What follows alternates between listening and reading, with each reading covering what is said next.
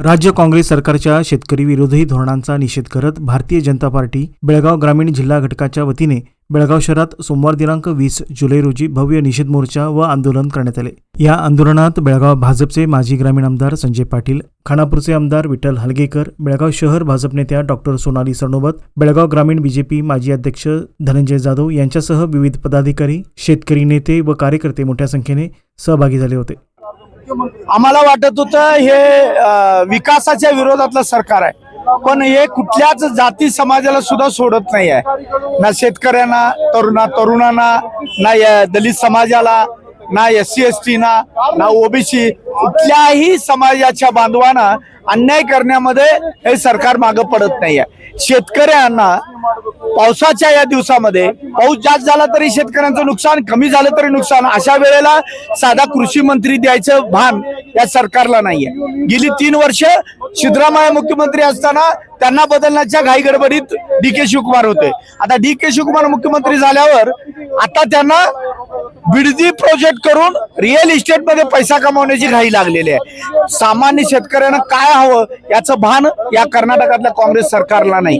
गॅरंटीच्या नावावरती गेली 3 वर्ष जनतेची फसवणूक करण्यामध्ये एक्सपर्ट झालेले सरकार येणाऱ्या भविष्य काळामध्ये सरकारचं रक्त पिण्यासारखं यांचं कर्तृत्व जनता सहन करणार नाही आणि म्हणून आम्ही भारतीय जनता पार्टीचे सगळे कार्यकर्ते रस्त्यावर येऊन तीव्र आंदोलन करतोय आणि यांच्यामध्ये जर बदल झाला नाही, यांच्या वागण्यामध्ये शेतकऱ्यांना जे हवं ते त्यांनी व्यवस्थित दिलं नाही, आमचं काय नाही, पूर्वी जे होतं ते तरी द्या।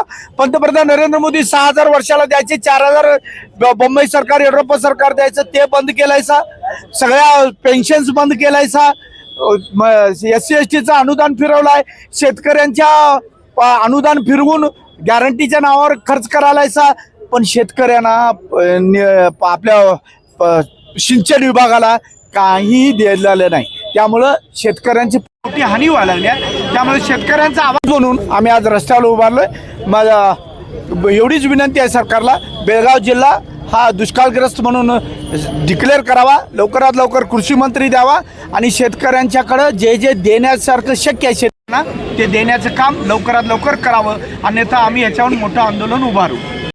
आज भारतीय जनता पक्षाच्या वतीनं बेळगाव जिल्ह्यामध्ये 19 तालुक्यामध्ये कुठेही पावसाचं प्रमाण झालेलं नाही आहे आणि त्यामुळे रैतांचं अपरिमित नुकसान झालेलं आहे आणि याच्याकडे कर्नाटक सरकारचं अक्षम्य दुर्लक्ष झालेलं आहे आणि हे लक्ष त्यांच्या वेधण्यासाठी भारतीय जनता पक्षाच्या वतीनं त्यांना जाणीव करून देण्यासाठी आज हा मोर्चा आम्ही भारतीय जनता पक्षाच्या वतीनं काढलेला आहे। आमची सरकारला विनंती आहे की कुठेही पाऊस झालेला नाही, बेळगावसारख्या पावसाळी प्रदेशात सुद्धा पाऊस झालेला नाही, त्यामुळे शेतकऱ्याला 1 एकर शेतीमध्ये भात पेरणी करायचीच असेल तर कमीत कमी 15,000 रुपये खर्च येतोय।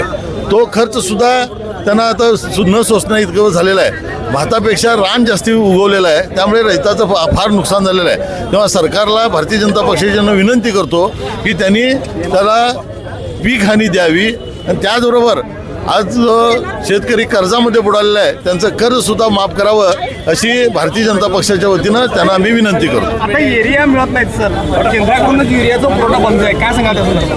नाही, हे केंद्राकडनं सरकारकडे पुरवठा झालेला अशातला भाग झालेला नाही, कारण जे पहिला युरिया मिळत होती त्याच्यामुळे आता लिक्विड युरिया सप्लाय करण्याचं केंद्रानं सगळ्यांना आदेश दिलेला आहे, त्याप्रमाणे मुबलक प्रमाणात ते मिळत आहे। काही ठिकाणी तुटवडा आहे ही गोष्टी मान्य असली तरी तुटवडा कुठे असं झालेला नाही आहे। यावेळी शेतकऱ्यांच्या प्रलंबित मागण्या तातडीने मान्य करण्याची मागणी करण्यात आली। आंदोलनानंतर भाजपच्या शिष्टमंडळाने जिल्हाधिकाऱ्यांची भेट घेऊन शेतकऱ्यांच्या विविध समस्या व मागण्यांचे निवेदन सादर केले। शेतकरी आर्थिक व कृषी संकटांचा सामना करत असून सरकारने तातडीने ठोस उपाययोजना कराव्यात अशी मागणी यावेळी करण्यात आली। आज भारतीय जनता पार्टीच्या वतीनं जिल्हाधिकाऱ्यांना निवेदन देण्यासाठी आम्ही इथं एकत्र आलेलो आहोत। यंदा जवळपास 1.5 महिना पावसाळ्याचा संपत आला, पावसाचा पत्ता नाही आहे, उभी पिकं वाळून जायला लागलेली आहेत आणि खरं म्हणजे सरकारनं ताबडतोब याच्यावर कारवाई करायला पाहिजे होती की लगेच नुकसान भरपाई जाहीर करायला पाहिजे होतं आणि जे पिकं आता वाळलेली आहेत, पुन्हा दुबार पेरणीची परिस्थिती शेतकऱ्यांच्यावर आलेली आहे, त्यांना मोफत बी बियाणं त्यांनी द्यायला पाहिजे होतं आणि आमची मागणी आहे की अखंड जिल्हा दुष्काळग्रस्त जिल्हा म्हणून सरकारनं घोषणा करावी। पण दुर्दैव आजचे जे आमदार आहेत, मंत्री आहेत किंवा मुख्यमंत्री आहेत यांचं लक्ष मला मंत्रिपद मिळतंय का तुला मंत्रिपद मिळतंय ह्याच्यामध्येच लागलेलं आहे यांना शेतकऱ्यांच्याकडे त्यांचं लक्ष नाही झालेलं आहे. हा देशाचा अन्नदाता कष्टामध्ये आहे.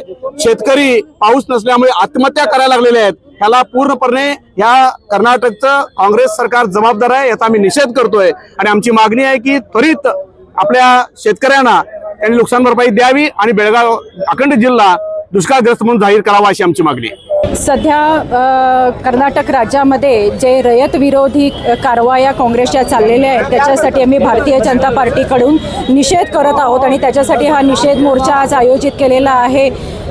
आता सध्या पाऊस कुठेही झालेला नाही आहे. बेळगावमध्ये सुद्धा अगदी तुरळक वृष्टी झालेली आहे आणि त्याच्यासाठी शेतकऱ्यांना बियाणं मोफत उपलब्ध करून द्यावी, खतं उपलब्ध करून द्यावी, शेतकऱ्यांच्यासाठी काहीतरी योजना करावी. असं असताना फक्त मला मंत्रिपद का तुला मंत्रिपद अशा शर्यतीमध्ये काँग्रेसचे नेते गुंतलेले आहेत. मला पोर्टफोलिओ चांगला का तुला पोर्टफोलिओ चांगला याच्यामध्ये गुंतलेले आहेत. पण शेतकऱ्यांच्यासाठी कोणती योजना आणावी, त्यांना कसा परिहार द्यावा याच्याबद्दल कुणीही काही योजना करताना दिसून येत नाही. आमचे येडियुरप्पा मुख्यमंत्री असताना त्यांनी शेतकऱ्यांच्यासाठी कृषी बजेट वेगळं आणलं होतं आणि त्याशिवाय केंद्र सरकारचे 6,000 आणि कर्नाटक राज्याचे 4,000 असा 10,000 रुपये त्यांना भत्ता मिळत असे आणि तो सगळा भत्ता आता कुठेही दिसत नाही आहे. शेतकऱ्यांचा काहीतरी योजना व्हावी, त्यांच्यासाठी त्यांचा परिहार व्हावा याच्यासाठी हा आज निषेध मोर्चा आहे. काँग्रेस सरकारचा धिक्कार असो.